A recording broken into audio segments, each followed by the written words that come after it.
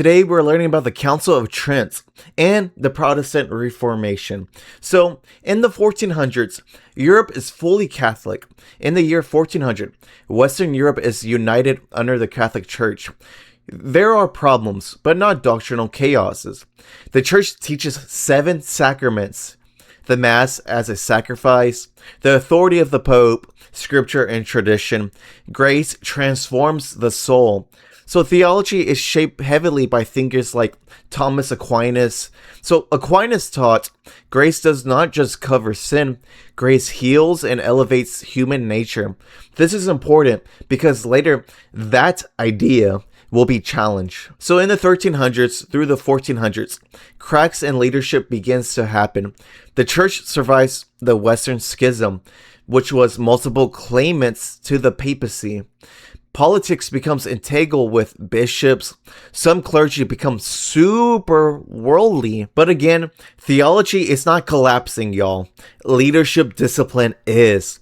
That distinction matters. So, the late 1400s, 2 massive shifts happen. We have the printing press, which means now books and ideas spread quickly, y'all. We have Renaissance humanisms, which is scholars begin studying scripture in Greek and Hebrew, early church fathers, and classical literature. So education improves, critical thinking increases, people question sloppy theology. But this is not rebellion yet. It reforms energy building. So in 1483, a child is born in Germany. Now we introduce that man. That man is Martin Luther. Born in 1483, he was raised Catholic, educated Catholic, ordained Catholic. He becomes an Augustinian monk. He is extremely serious and very educated.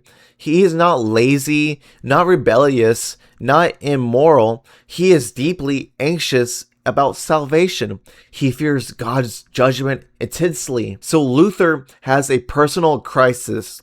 He reads scripture constantly. He reads it so much. He obsesses over Romans 1:17, which states that the righteous shall live by faith. He starts having an internal struggle, which is God is perfectly just and I am sinful. Justice requires punishment. So how can I be saved?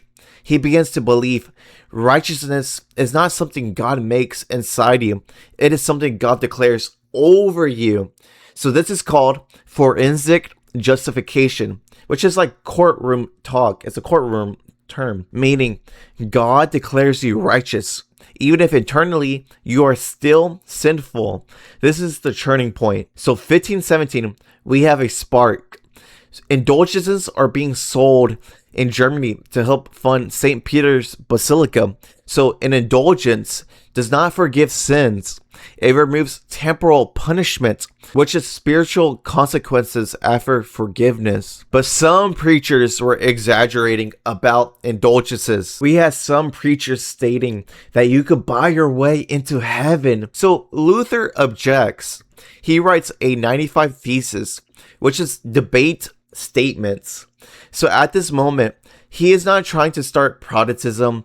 He wants to reform, but conflict escalates. So 1520 and 1521, the break. Luther challenges papal authority, certain church councils, and the sacrificial understanding of the Mass. He teaches sola scriptura. Scripture alone is the final authority. Sola fide, which is faith alone justifies. So Luther gets excommunicated.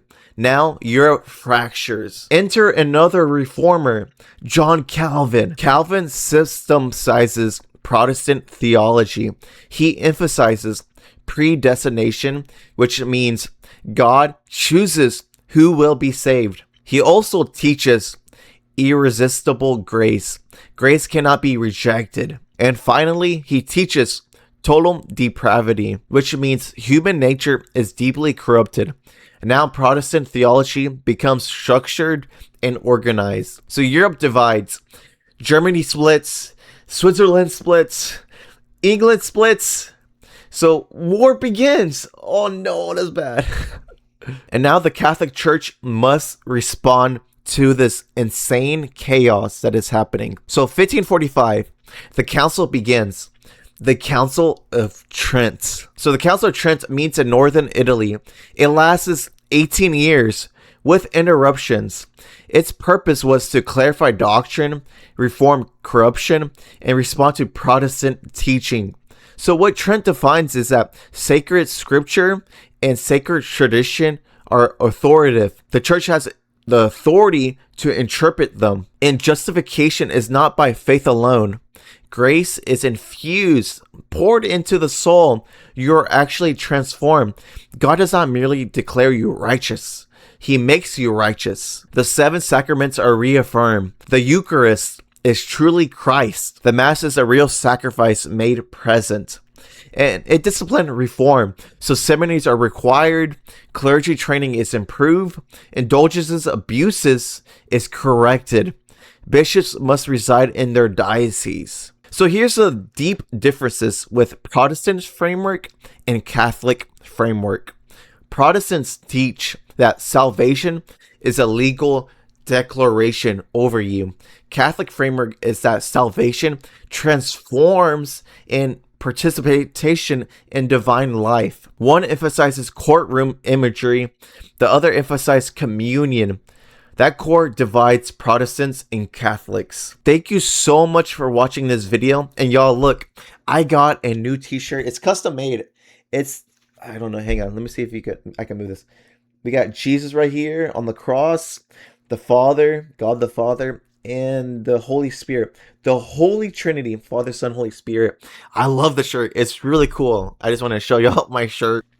Thank you so much for watching this video. I pray that you'll all have a blessed day. God bless y'all. Go on and be in peace. Bye, y'all.